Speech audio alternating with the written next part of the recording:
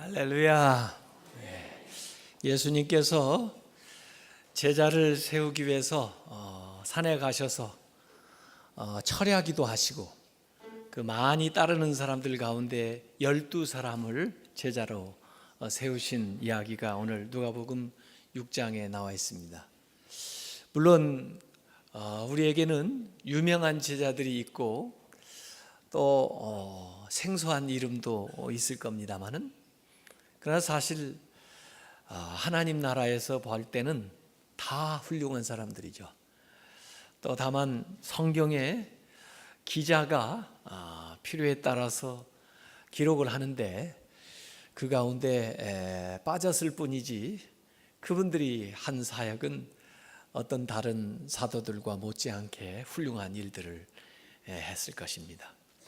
다양한 사람들을 부르셨는데 그 제자들 가운데 그래도 많은 그룹의 사람이 열심당에서 왔어요.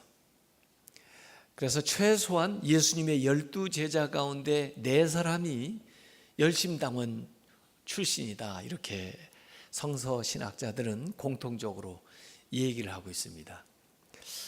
그 중에 첫 번째 사람은 야고보, 알페오의 아들 야고보라고 오늘 이렇게 기록되어 있죠. 왜냐하면 세베대의 아들도 있거든요. 세베대의 아들 야고보, 요한, 그 사람들은 베드로와 함께 예수님의 그 3사람 제자 가운데 들어가는 사람이 있었는데, 그 사람 말고 알페오의 아들 야고보, 작은 야고보라고도 부르는 그 사람, 이 사람이 열심당원 출신이고, 또 오늘 여기 보면은 유다가 나오는데, 이 유다도 가룟 유다하고는 다른 유다예요. 가룟 유다는 가롯 출신 유다지만 이 유다는 마가복음에 보면은 마가복음 3장 18절에는 다데오라고 나와 있고, 그러니까 다데오나 이 유다나 같은 사람이고, 또 누가복음 오늘 이야기한 6장 16절에는 야고보의 아들 유다, 이렇게 얘기를 했습니다. 그러니까 이 유다는 가룟 유다하고는 좀 다른 그런 유다가 또 있어요.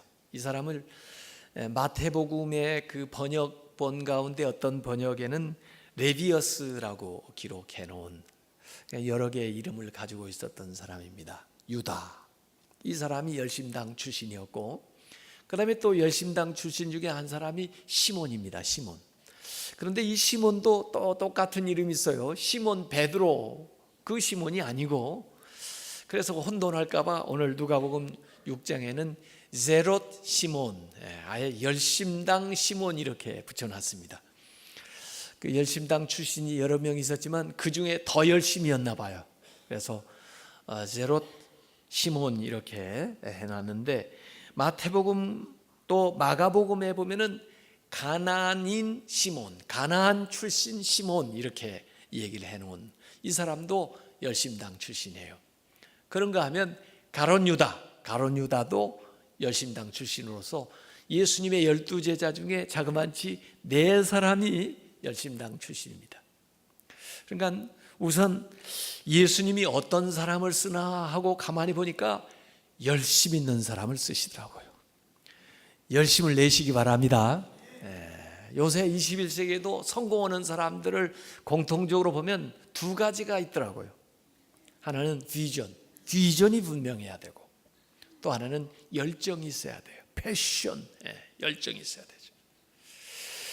비전만 있고 열정이 없으면 그걸 이루어낼 수 있는 에너지가 안 나와요.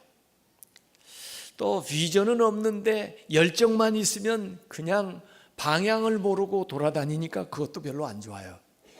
그게 가만히 보니까 비전, 분명한 목적이 있고, 그 다음에 패션, 열정이 있으면 21세기 성공할 수 있더라고요. 그 요새 이 믿음의 열정이 점점 식어지는 것 같아요. 요한계시록에도 예수님께서 교회들에게 주시는 말씀, 열심을 내라, 뜨겁든지 차든지 해라, 살았다는 이름은 있으나 죽은 자다, 뭐 이렇게 자꾸 촉구를 하시는데 우리에게 열심을 내라는 거예요. 열심을 내시기 바랍니다. 교회 예배에 열심을 내시기 바랍니다. 전도하는데 열심을 내시길 바랍니다. 주님의 이름으로 섬기는데 열심을 내시길 바랍니다. 여러분이 스스로 한번 반성을 해보면 알아요. 내가 10년 전에 믿던 때하고 지금 예배를 더 열심히 참여하고 있는지, 더 열심히 봉사를 하고 있는지, 더 열심히 전도를 하고 있는지 이렇게 생각해 보면 아는데 점점 열심히 좀 식어져 가는 것 같아요. 예수님께서 어떤 사람을 쓰느냐? 열심 있는 사람을 쓰는 겁니다. 마음을 다하고 뜻을 다하고 정성을 다하고 목숨을 다해서 주님을 사랑하시기를, 주님의 일에 충성하시기를 주님의 이름으로 축원합니다. 그 당시에 유대인들 가운데 5개의 분파가 있었어요. 첫 번째 분파는 주로 바리새파가 있었죠. 바리새파는 종교적으로 아주 율법에 열심 있는 정통, 자신들이 유대인이라고 생각하고 자신들은 완전히 구별된 사람이라고 생각하는 사람들이 바리새인들이에요. 이 바리새인들은 율법을 지키겠다고 아주 열심을 냈는데, 그래서 예수님하고 여러 번 충돌하기도 했고, 또 바리새인들은 다른 사람들을 아주 우습게 합니다. 이 바리새인 출신으로서 예수님의 제자, 또 주님의 귀한 일꾼이 됐던 대표적인 사람이 바울이에요.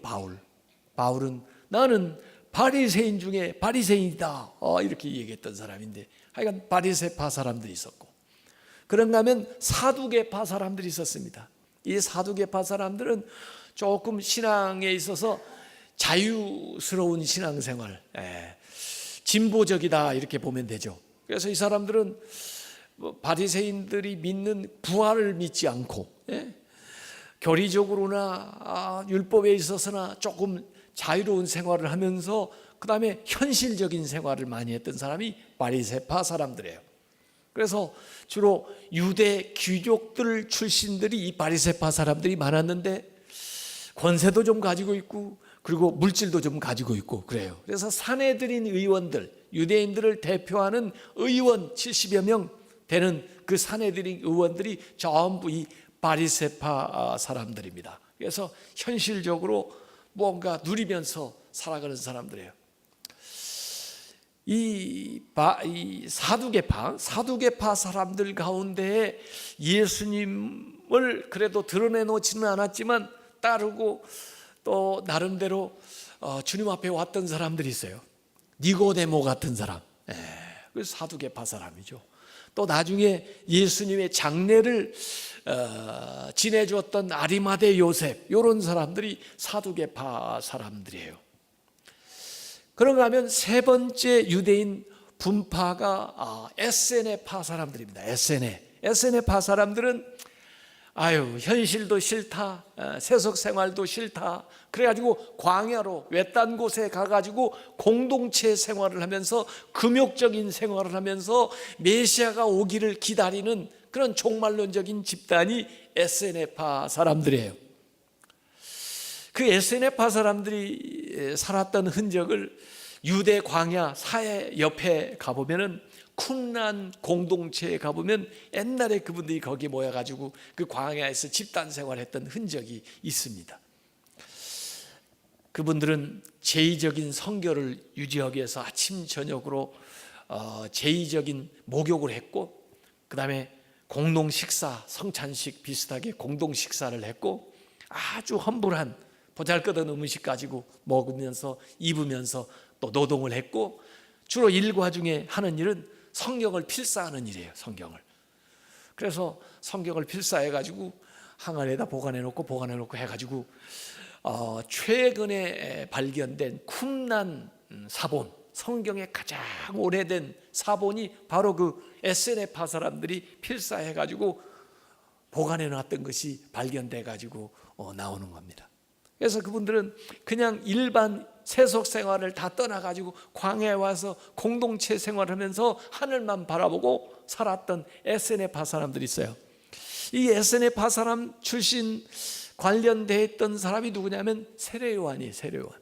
그래서 거기 가보면 세례 요한에 대한 이야기도 좀 쿰난 공동체에 가면 들을 수가 있는데, 사실은 그 세례 요한은 제사장 아들이니까 예루살렘에서 살았어야 되는데 이분이 광야로 나와가지고 낙타 털옷을 입고 그 다음에 아주 단순한 음식을 먹으면서, 그래서 광야에 외치는 소리로서 사람들에게 회개하라, 하나님 나라가 가까이 왔다, 이런 메시지를 전하면서 예수님 오시는 길을 예비한 그 세례 요한이 그 에세네 파에 드는 사람이라고 볼 수 있어요. 그런가 하면은 오늘 이 얘기하는 여기 열심당들이 있죠. 이 열심당들은 이 세상 속에서 물론 신앙생활도 하지만은 이 세상 속에서 메시아의 왕국을 이루어보자 하는 아주 과격한 신앙을 가지고 있었던 사람들이에요. 그래서 더구나 그 당시에 로마가 다스리던 그 시대니까 로마를 몰아내고 이스라엘의 독립을 이루어보자 하는 그런 사람들입니다. 그래서 봉기를 일으키고, 또 이 원래 열심당이라는 말, 질럿이라는 말이 열심이라는 말도 있지만 질럿이라는 말이 그 품에 칼을 품고 다닌다 하는 뜻이에요. 그래서 칼을 품고 다니다가 매국노들, 또 로마의 요인들 뭐 이런 사람들이 있으면 나타나서 암살하고 테러하고 뭐 그렇게 하면서 자기 나라를 일으켜 보겠다는, 옛날로 말하면 우리나라 독립투사쯤 되겠죠. 그래서 민중들한테는 굉장히 영웅시 되던 이런 사람들이 있었어요. 그 출신의 사람들이 아까 얘기한 대로 4명 정도 최소한 예수님의 제자가 됐고요. 그런가 하면 마지막으로 헤롯 땅이 있는데, 이 헤롯 땅은 그 로마가 세운 유대 그 분봉 왕이에요. 로마가 세계를 다스리고 있으니까 직접 가서 다스릴 수가 없으니까 경찰이나 이를테면 군대를 보내고, 그래서 총독을 거기에 로마에서 직접 파송을 하지만은, 그래서 치안이나 이런 모든 재판이나 이런 건 관할하지만은, 그러나 나라는 그래도 자치권을 두어서 특색 있게 이끌어 나간다 생각해가지고 유대를 다스리는 유대 사람으로서의 왕을 세워주는 거예요. 그게 헤롯이에요. 근데 이 헤롯은 원래 주류에서 나온 사람이 아니고 이스라엘의 그 변방 이두메에서 나온 사람이라 늘 항상 컴플렉스가 있었던 사람이 헤롯이요. 근데 그 헤롯을 데려다가 왕을 세워놓고 그 다음에 그를 따라서 나라를 다스리면서 로마에 충성하는 부류의 사람들이 있죠. 그 중에 대표적인 사람들이 세리입니다. 세리. 마태도 세리 출신인데 헤롯 땅의 일원이라고 볼 수가 있죠. 이 헤롯 땅의 사람들은 사실 그야말로 열심당 사람들한테는 완전히 매국노라 암살 리스트에 아마 올라가 있을 거예요. 그래서 예수님의 이 네 제자는 사실 마태하고는 어울릴 수가 없는 사람이에요. 그런데 이 사람들이 예수님의 똑같은 제자가 되어가지고 나오고 있는 것이 성경의 참 아이러니컬한 얘기죠. 그러면 이 열심당은 어떻게 시작됐느냐? 원래 이 열심당들은요, 마카비우스의 그 유산, 전통을 이어간다는 생각을 했는데, 이 마카비우스라고 하는 사람은 원래 그 수리아 안티오쿠스 4세인 에피파네스에 항쟁해가지고 한 거에서 그 갈릴리 지역에서 일어난 마타티어스의 그 5 아들들, 그 아들들이 민중들이 이끌고 한 거를 하고 봉기를 일으켰는데요, 그 아들 중에 하나가 그 마카비였습니다. 근데 결국 이게 기원전 예수님 오시기 전 163년에 이런 봉기가 일어났는데 성공했어요. 성공해가지고 그 지역에서 몰아낸 거죠, 외세를. 그리고는 마카비우스 왕조를 이루었습니다. 물론 나중에 로마한테 다시 망했습니다만은 그래도 일정 기간 동안 왕조를 이어갔던 것이 마카비우스인데, 그 당시에 세계가 딱 그 강대국에 의해서 예속되었을 때 한 거 해가지고 독립했다 해가지고 유대인들은 굉장한 자부심을 가지고 있는 거예요. 그게 이제 열심당원들이 생각하는 겁니다. 그래서 로마 정부에 대해서 우리가 옛날 마카비우스의 전통을 이어가지고 일어나가지고 독립을 해가지고 우리나라를 한번 잘 키워보자 하는 사람들이 열심당들이에요. 사실 마카비우스 봉기를 일으켜가지고 해방을 했던 것을 기념하는 그 절기를 유대인들은 지금도 어디에 살든지 지키는데 그 절기가 하누카입니다. 하누카라는 거 좀 들어보셨어요? 예. 성탄절 비슷한 때 있어가지고 저 사람들은 성탄절 대신 하누카를 지키나 뭐 이런 생각을 할 수 있는데, 이 하누카라는 것은 이 마카비우스 봉기가 일어나서 유대가 해방된 것을 기념하는 거예요. 유대 사람들은 기념하는 몇 개의 절기가 있어요. 유월절, 애굽에서 해방되어 나온 것을 기념하는 거. 그 다음에 불임절, 에스더가 죽을 위기에 있었던 이스라엘을 구한 거, 불임절. 그런가 하면 이 하누카는 여기 마카비우스가 성공한 건데, 이 마카비우스 시대는 신구약 중간 시대에 있었기 때문에 성경에는 기록이 안 돼 있지만 역사적으로 유대인들에게는 굉장히 중요한 그런 절기가 되는 거죠.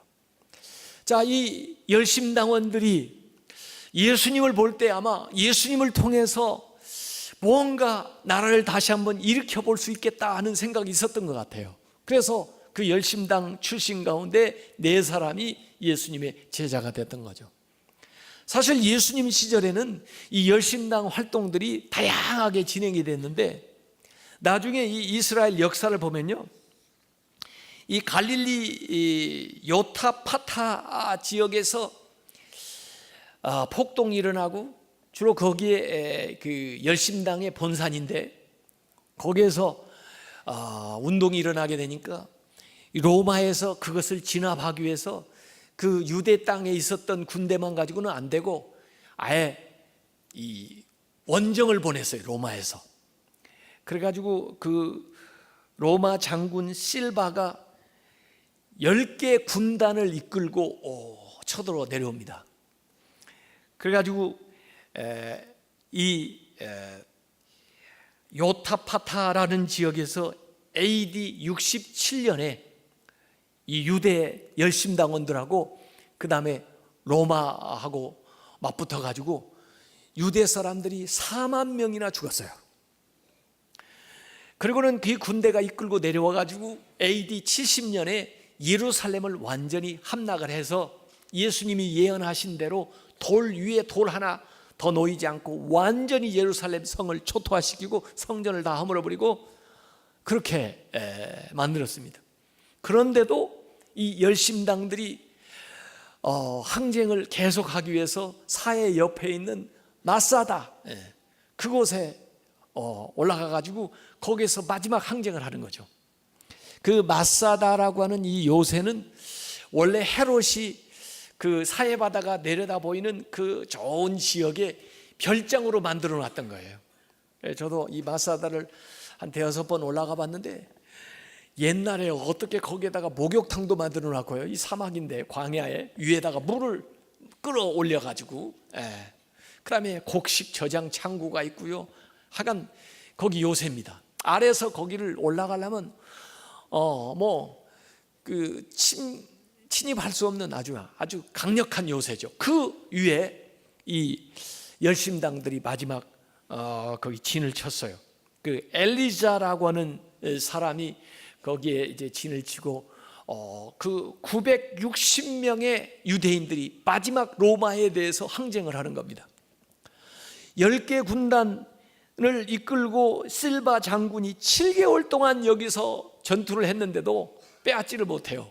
계속해서 이 로마 군대가 아래서 돌에 맞고 불에 맞고 그래서 접근조차 제대로 못하는 겁니다.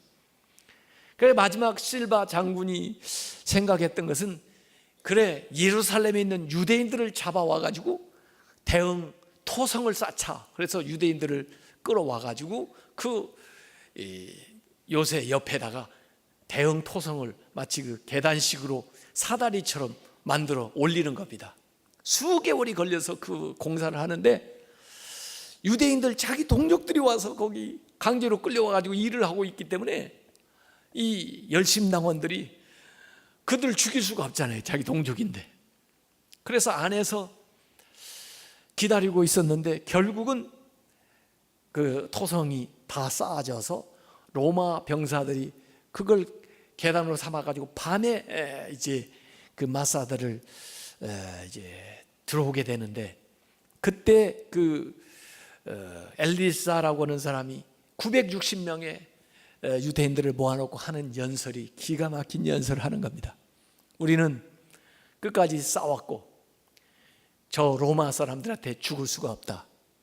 그러니 그들에게 끌려가서 노예가 되고 종이 되느니 그들에게 죽느니 우리 스스로 자결을 하자. 그런데 자살하는 것이 유대 법으로 종교적으로 온당치가 못하니까 거기서 심지를 뽑아요. 그래가지고 가족을 자기가 죽이고, 그리고 마지막 심지 뽑았던 그 사람이 모든 사람을 다 죽이고, 그 다음에 마지막 자기 자결을 하고, 그래서 로마 사람들이 밤에 새벽에 탁 들여다쳐 보니까 모두 다 죽은 거예요. 보니까 무기도 그대로 있고 식량도 많이 저장이 돼 있고 아직도 물이 충분한데도 그들이 죽은 거예요. 그래서 세계 전쟁의 유명한 그런 이야기입니다. 그래서 이 마사다라는 영화가 나와 있어요. 언제 한번 기회 있으면은 그 영화를 보시면은 이 로마의 그 강력한 군대와 거기에 맞서는 열심당들의 그 대단한 투쟁을 거기에서 이제 보게 되는 거죠. 이게 AD 73년에 있었던 일인데, 만약에 여기 유다나 시몬이 예수님을 따라 제자가 되지 않았다면 틀림없이 이 산 위에 올라가 가지고 아마 최후를 자결을 했든지, 그렇지 않으면 여기 로마에 대항하다가 목숨을 바치고 말았을 것이라고요. 어쨌든 요새 유대 사람들은 이 정신을 기리기 위해서요, 우리 관광객들은 주로 케이블 타고 올라가는데 그 유대 아이들은 그 산에 마사다에 물통 하나 들고 걸어 올라갑니다. 그러면서 자기들 조상들의 그 정신, AD 73년이니까 뭐 몇천 년, 2000년 이상 된 거 아니에요. 그 정신을 기리고 계승하겠다고 하는 것을 보면은 참 유대인들이 대단하다, 그런 생각을 하죠. 어쨌든 이 열심당들이 예수님을 왜 따랐을까? 예수님은 갈릴리에 있는 민중들, 병자들, 가난한 사람들, 문제 많은 사람들, 이들에게 같이 하고 그들을 도와주고 또 그들이 따르고, 그렇기 때문에 아마 이 양반을 따르면은 우리가 생각하는 것을 이룰 수 있을지 모르겠다 해서 예수님을 따랐을 거예요. 또 더구나 예수님께서는 그 당시에 지배층에 있던 바리새인들, 서기관들, 사두개인들, 이들의 허위의식을 다 드러내고, 심지어 헤롯 그 땅들에 대해서도 정말 예수님께서 불같은 말씀을 하시고, 그래서 예수님을 그들이 두려워하고 그럴 정도니까, 야, 이분을 따르면 우리가 원하는 것을 얻을 수 있겠다 해서 나왔는지도 모르죠. 더구나 예수님께서 심판이 임한다, 회개해라, 하나님 나라가 온다, 이런 말씀들을 전하니까 아마 이 열심당들은 예수님을 통해서 자기들의 야망을 이뤄보려고 생각을 했을 거예요. 그런데 또 어느 대목에서 보면은 예수님이 조금 이해하기 곤란한 얘기도 하시는 거예요. 이를테면은 원수를 사랑하고 원수를 위해서 기도해 주라. 아니, 저 로마, 저 헤롯 땅들 원수인데 뭘 사랑을 해? 죽여야지. 예? 또 예수님께서 가이사의 것은 가이사에게 바쳐라, 하나님 것은 하나님에게 바치고, 아니 뭘 다 이게 우리 건데 왜 가이사한테 바치라는 거야? 내 나라는 이 세상에서 이루어지는 게 아니고 내 나라는 하늘에 속한 것이다, 그런 얘기를 할 때마다 아마 좀 실망이 됐을 거라고요. 어느 때는 힘이 났다가 어느 때는 또 실망했다가 아마 그러면서, 야, 이 예수님이 능력도 많은 분인데 이걸 좀 사람들이 모였을 때, 사람들이 당신을 환호할 때 이걸 좀 결집해가지고 우리하고 같이 하면은 뭔가 이룰 수 있는 것 같은데, 이렇게 예수님이 번번이 무산시키나 좋은 기회가 이렇게 지나가나 아마 생각을 했는지, 가룟 유다는 그래서 가서 팔았다는 얘기가 있어요. 예수님을 이렇게 팔면 예수님이 어쩔 수 없이 자기를 지키기 위해서라도 뭔가 힘을 행사하겠지, 그렇게 생각했는데 웬걸 예수님 그냥 십자가의 길 가시잖아요. 오늘 요한복음 14장에는 예수님께서 고별 설교를 하는 대목이 나옵니다. 특별히 제자들을 모아놓고 고별 설교하는데 이 설교는 문답식의 설교예요.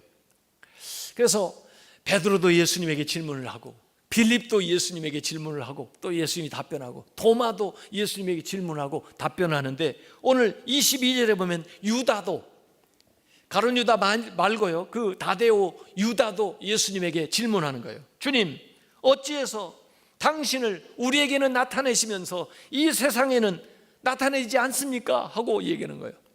아마 굉장히 답답했을 것 같아요. 우리는 예수님이 누군지 알겠는데, 예수님의 능력도 알겠는데, 왜 우리한테는 예수님을 보여주면서 이 세상에는 예수님을 보여주지 않습니까? 제발 좀 이제는 나서셔서 좀 앞장 좀 서주세요. 뭔가 나라를 위해서 좀 하셔야 될 거 아니에요? 지금 때가 아닙니까? 하고 예수님에게 윽박지르는 거죠. 그런데도 예수님이 뭐라고 하세요? 하나님의 사랑에 대해서 얘기하고 하나님의 뜻에 대한 순종의 길을 가신다고 하는 이야기를 하고 있는 거예요. 그래서 우리의 열심이 하나님의 나라를 위한 열심으로 바뀌어야 된다는 거, 나의 뜻이 아니라 하나님의 뜻이 이루어져야 된다는 거, 유대 나라의 회복에서 더 나아가서 하나님의 나라가 확장돼야 된다는 것을 예수님께서 여기 얘기를 하는 거죠.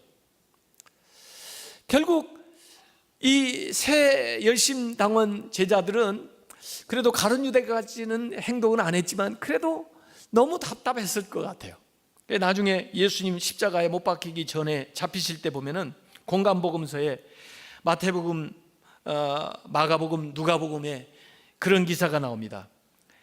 그 예수님을 잡으러 올 때 예수와 함께 있던 자 중에 하나가 손을 펴 검을 빼어 대제사장의 종을 쳐서 그 귀를 떨어뜨렸다. 이 공간복음에는요, 예수님의 제자 중 하나가 그렇게 기록되어 있습니다. 그래서 누구라고 이름이 나오질 않아요. 성서 신학자들은 바로 이 사람이 시몬이었을 것이다, 제로 시몬이었을 거다, 이렇게 추정을 해요. 그런데 요한복음에서는 베드로로 나옵니다. 베드로, 시몬 베드로로. 그래서 대체로 우리 모두가 이거 시몬 베드로가 했을 거다 이렇게 생각을 하는데 사실 공간복음에 이름이 안 나와요. 더구나 누가복음 22장 38절에 보면 주여 보소서 여기 검 둘이 있나이다, 두 사람이 검을 가지고 있었던 걸로 나오고, 또 체포될 때 49절에 좌우편에 있었던 예수님의 제자가 그 된 일을 보고 여짜오되 주여 우리가 검으로 치리까 하면서 나오는데, 만약에 베드로가 한 사람이었다면 그 나머지 한 사람은 여기 열심당 시몬이었을 것이다, 이렇게 이제 얘기를 하는 거죠. 근데 예수님께서 칼을 쓰는 자는 칼로 망한다 그러면서 십자가의 길을 가시잖아요. 비폭력의 길을 예수님께서 가시잖아요. 나중에 예수님이 부활하신 다음에 승천하시기 전에 사도행전 1장 6절에 보면 제자들을 모아놓고 마지막 이야기를 하시는데, 그때 1장 6절에 제자가 묻습니다. 예수께 묻자고 가로되 주께서 이제 이스라엘 나라를 회복하실 때가 이때입니까? 지금 이제 이스라엘 회복할 때입니까? 이것도 젤롯 시몬이 물어봤다는 것입니다. 얼마나 끈질기게 정말 자기들의 그 야망, 또 자기들의 그 열심, 또 민족에 대한 그 생각, 이런 것을 예수님을 통해서 이뤄보려고 생각을 한 거죠. 그때 예수님이 뭐라고 답변하십니까? 1장 7, 8절에 때와 기한은 아버지께서 자기의 권한에 두셨으니 너희의 알 바 아니요 오직 성령이 너희에게 임하시면 너희가 권능을 받고 예루살렘과 온 유대와 사마리아와 땅끝까지 이르러 내 증인이 되리라. 예수님의 관심은 성령 받으라는 거예요. 성령 받고 이 예루살렘뿐만 아니라 유대뿐만 아니라 사마리아뿐만 아니라 땅끝까지 이르러서 내 증인이 되라는 거예요. 하나님 나라를 확장하는 데 너희들의 인생을 바쳐라 하는 이 얘기를 예수님께서 마지막 하시는 겁니다. 그래서 결국 예수님이 말씀하신 대로 이들이 모여가지고 한 곳에서 마음을 같이하여 전혀 기도에 힘썼다. 마음을 같이해서 전혀 기도에 힘쓸 때 그때 성령 받게 되는 이제 오순절 마가 다락방의 체험이 나오는데, 여기 마음을 같이 했다. 마음을 같이 한다는 말이 사도행전에 여러 번 나오는데, 마음을 같이 한다는 게 뭐냐면 이게 바로 열심입니다. 열정이에요. 이게 헬라어로 호모스마돈이라고 돼 있는데, 호모스마돈이라고 하는 말은 마음을 같이 하여인데 이게 열심이에요. 열정이에요. 마음을 같이 해서. 근데 이 마음을 같이 하여가 약간 번역이 말이에요, 좀 맥이 빠져요. 근데 사실 이 열심 안에는, 이 호모스마돈이라는 그 표현 안에는 뭐이 들어가냐면 불이 들어가 있어요. 불. 그러니까 마음 속에 불이 타는 거예요. 불이. 그것으로 하나가 되는 거예요. 그러니까 마음 속에 열정이 불타고 있는 거예요. 그게 호모스마돈입니다. 그러니까 마음을 같이 해서 기도에 힘쓰라 이거예요. 열정을 기도에 바칠 때, 그 불이 기도를 통과할 때 하늘나라를 위한 하나님의 기뻐하시는 성령의 역사를 이루는 그 열정으로 변화가 되더라 이 말입니다. 그래서 제가 오늘 설교를 다 써놓고 어저께 트위터에다가, 트위터는 한 140자 정도로 요약을 할 수 있는 짧은 글을 올리는 거거든요. 그래서 제가 설교 쓸 때마다 한번 요약을 해보는 거예요. 뭘 설교를 하구나. 그래서 제가 이렇게 써봤어요. 열정의 크기가 사람의 크기입니다. 열정은 우리를 규정하고 우리를 이끌어갑니다. 열정은 반드시 있어야 할 좋은 것이지만 그것이 기도 안에서 태워질 때 창조적인 에너지가 될 수가 있습니다. 그러지 못하면 자신을 소진하거나 남을 태우는 불이 될 수 있습니다. 이게 제가 오늘 얘기하려는 거예요. 우리가 열정을 가져야 된다. 열정이 있어야 된다는 거예요. 그런데 그 열정이 기도 안에서 그 불이 태워져야 된다. 성령 안에서 그 열정을 불태워야 그게 바른 열심이 될 수 있다는 거예요. 그러지 못하면 열정이 자기를 그냥 소진하고 말거나 또는 남을 태우고 만다 거예요. 바울도 예수님을 따르기 전에는, 회심하기 전에는 불이 있었던 사람이에요. 그런데 율법에 열심이 있었거든요. 그러다 보니까 이게 가서 남을 죽이는 거예요. 그러면서 자기조차도 어려워지는 거예요. 잘못된 열심이죠. 잘못된 열심. 아합, 이세벨, 이 사람들이 그냥 열심을 내는데 바알의 열심이 내요. 바알 종교에 우상 숭배의 열심을 내는 거예요. 세상의 열심을 내는 거예요. 그래서 하나님 믿는 사람을 오히려 잡아 죽여요. 눈먼 열심이 되는 거죠. 우리가 열심을 가져야 되지만 그 열심이 기도 안에서 그 열심이 불태워져야 된다. 그 열심이 성령 안에서 불타워질 때, 그때 나의 야망을 이루는 게 아니라 성령의 생각을 이루는 거고 하나님의 뜻을 이루어 나가는 거고, 나의 왕국을 만드는 것이 아니라 하나님의 나라를 만들어 가는 거고 하나님의 나라를 확장하는 그 열심이 될 수 있다는 겁니다. 그런 열정을 가지시길 주님의 이름으로 축원합니다. 그래서 열심도 가져야 되고 열심의 방향도 분명하게 설정하고 나가야 된다는 거예요. 그 유다와 시몬은 이전에 열심 있는 사람들이었기 때문에 그걸 예수님을 통해서, 예수님을 이용해서 한번 잃어볼까 하고 예수님을 따랐는지 모르지만은 결국 예수님과 함께하는 그런 삶을 통해서 그 열정의 방향이 다듬어지는 거예요. 그래서 하나님 나라를 위한 열정으로 더 확대되고 하나님의 뜻을 이루기 위한 그 열심으로 방향을 바꾸게 되니까 이분들이 위대한 삶을 살게 되는 것입니다. 결국 그 유다는 남부 러시아인 에데사까지 복음을 전하러 갑니다. 남쪽 러시아 에데사. 그 에데사 지역은 아부가라고 하는 사람이 왕이었다고 하는데, 이 아부가가 심한 병이 들려가지고 예수님 소문을 듣고 예수님을 좀 모셔서 자기를 기도해달라고 보냈는데, 사람 보내니까 이미 예수님은 세상에 계시지 않고, 그래서 예수님의 제자인 유다가 그 아부가 왕한테 갔다는 겁니다. 그래서 그 아부가를 위해서 기도했는데 아부가가 기적적으로 그 병에서 고침받고 그 일로 신자가 되고, 그 다음에 그 조그마한 나라지만 전체가 기독교인이 된, 그게 이제 그 유다 행적인 외경 다데오 행전에 내려오고 있어요. 그 후에 이 유다는 아르메니아, 러시아 변방이죠, 또 커디스탄 7곳까지 선교하다가 결국 활로 쏜 그 화살에 맞아가지고 순교를 했다고 합니다. 그분의 성일은 10월 28일. 시몬, 열심당 이 시몬, 이 사람은 하나님 나라에 대한 열정을 가지고 결국 소아시아, 이집트, 그리고 흑해를 건너서 영국까지 선교를 한 사람이에요. 영국에 간 사람이에요, 시몬이. 그리고 그곳에서 순교했는데 이 시몬의 성일도 유다 성일과 똑같아요. 10월 28일에 이 두 사람을 기념을 하는 겁니다. 열심당 출신으로서 하나님 나라의 열정을 다 바쳤던 사람들. 오늘 우리는요, 열심을 좀 회복해야 돼요. 지난 주간에 우리가 당회원들이 저기 순교기념지 문중경 전사님 갔다 왔는데요, 그분의 열정은 대단했어요. 그 당시에 고무신 신고 전도로 다니는데요, 1년에 고무신 9컬레가 다 달았대요. 다 달아가지고 전도로 다녀요. 뻘에 빠지는데도 그 옆에 섬에 교회를 10개를 세우고 말이에요. 그 영향으로 100개의 교회가 세워지고 말이에요.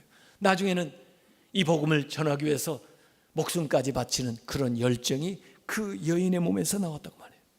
이런 열정을 받은 게 한국교회입니다. 오늘 우리의 교회가, 우리 한국교회가 주님을 향한 하나님 나라를 위한 열정을 회복하고 기도하면서 성령의 능력 안에서 그 열정을 이루어 나가는 복된 성도들이 다 되시기를 주님의 이름으로 축원합니다.